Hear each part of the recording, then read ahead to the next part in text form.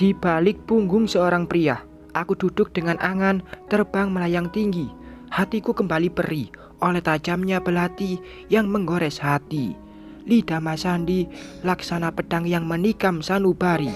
Sakit dan perihnya menjalar sampai ke ulu hati. Kenapa harus sekarang dia mengambil fasilitas yang dulu dia berikan dengan sesuka hati? Bukankah aku pernah menawarkannya sejak saat dia mengucapkan kata talak? Kenapa waktu itu mengatakan untuk Sanum jika sekarang menariknya kembali? Aku mengusap dada seraya berucap istighfar di dalam hati. Mungkin sudah bukan rezeki. Memang seharusnya aku tidak lagi memakai apapun yang berkaitan dengannya. Ah, tololnya aku masih saja merasa sakit hati dengan perlakuan pria itu. "Hujan, Mbak. Mau neduh dulu," ujar Sony dengan sedikit berteriak. Air dari langit mulai berjatuhan menerpa kulit tangan. Jejaknya jelas terlihat di jaket milik Sony yang melekat pada tubuhku. "Lanjut saja, Son. Aku ingin segera sampai di rumah." "Oke, pegangan ya," ujar Sony lagi. Aku masih diam, tidak sama sekali berpegangan pada pinggang Sony, membiarkan rintik hujan menggelitik telapak tangan yang kutadahkan ke atas. Semakin lama, hujan turun semakin deras. Sony meminggirkan sepeda motornya ke pinggir jalan, tepat di depan ruko yang tutup. "Kita neduh dulu aja ya, Mbak. Hujannya makin gede. Aku gak bisa lihat jalanan." Aku hanya mengangguk dan turun dari motor, cepat berlari untuk berteduh. Sony pun demikian. Dia mengikutiku dan berdiri seraya mengusap-ngusap lengannya. Astaga, baru aku sadari, ternyata Sony hanya memakai kaos tipis.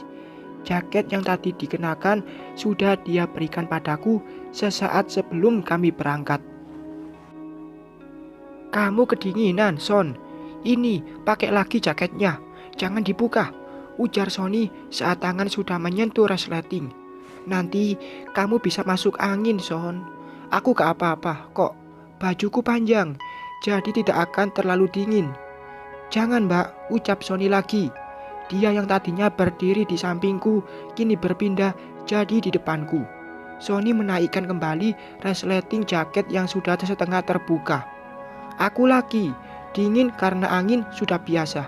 Sementara kamu tidak biasa kena angin karena baru naik motor," tuturnya dengan tanpa mengalihkan pandangan dariku.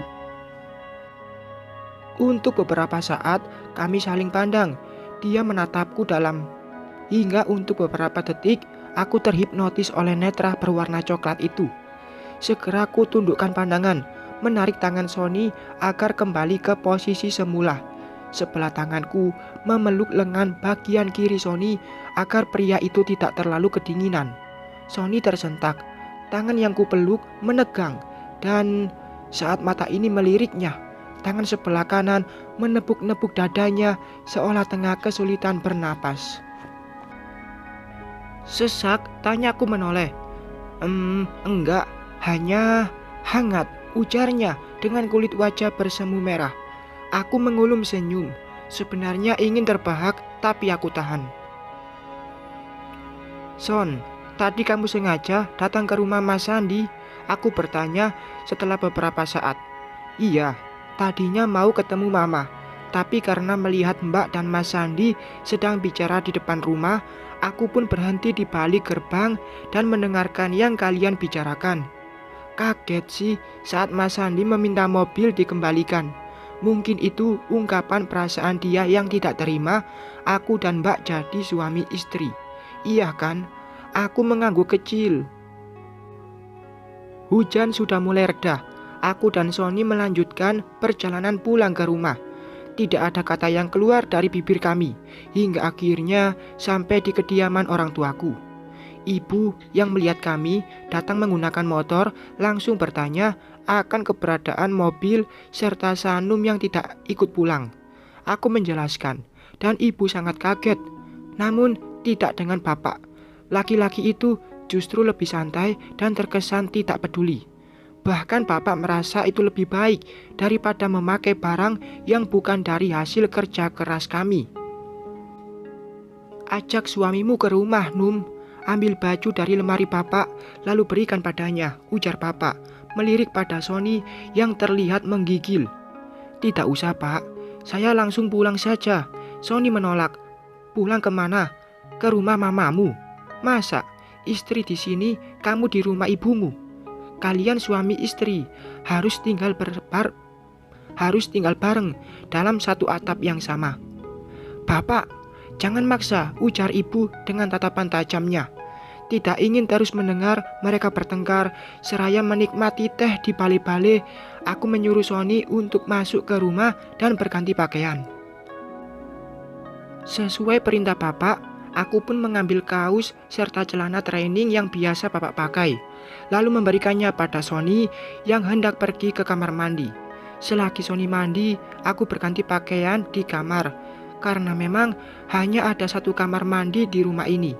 Setelah selesai, aku ke dapur untuk membuat minuman hangat.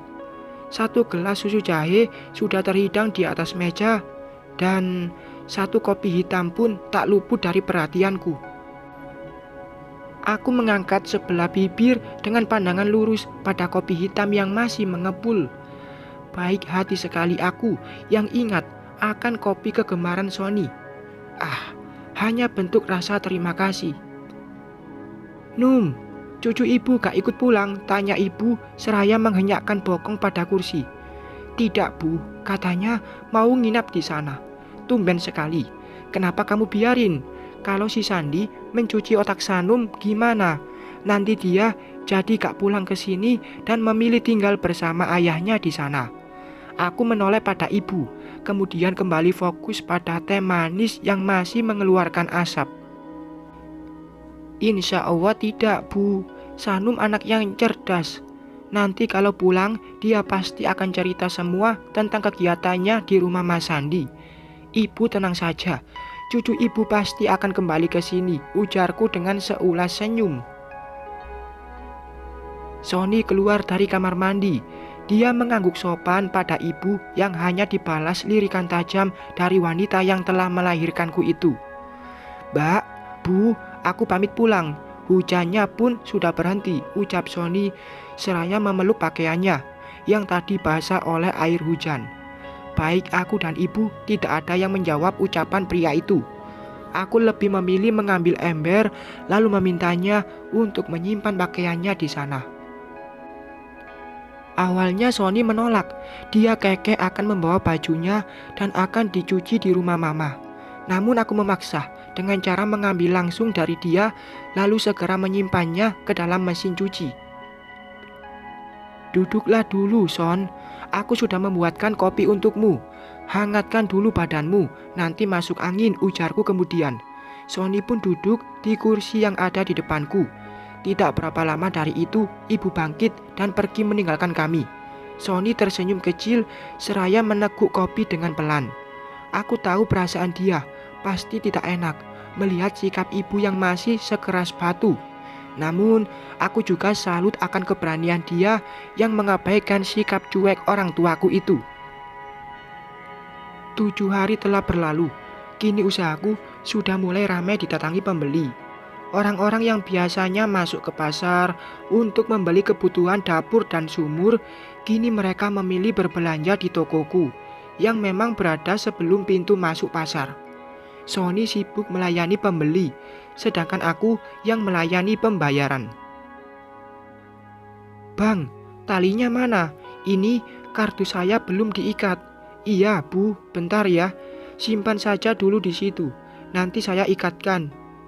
Dek, minyak gorengnya 1 dus yang kemasan 2 liter. Siap, Bu. Sony mengangkat jari jempolnya tanpa menoleh pada lawan bicara. Dia sibuk mengemas satu persatu belanjaan yang sudah dibayar.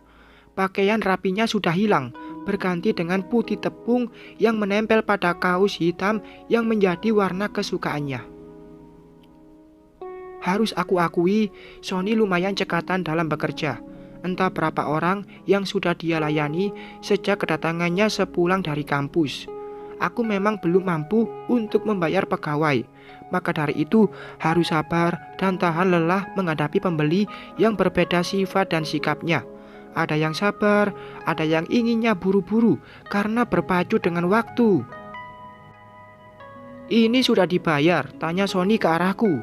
Dia menunjuk satu kardus berisikan gula pasir dan terigu. Oh, itu sudah. Tadi pemiliknya nitip di sini dulu karena mau ke pasar. Sony langsung mengambil kardus itu lalu mengikatnya menggunakan tali rafia. Semakin sore, pembeli bukannya berkurang, malah semakin ramai. Kulihat Sony pontang-panting agar semua pelanggan tidak lari akibat pelayanan yang terlalu lama. Pukul 5 sore.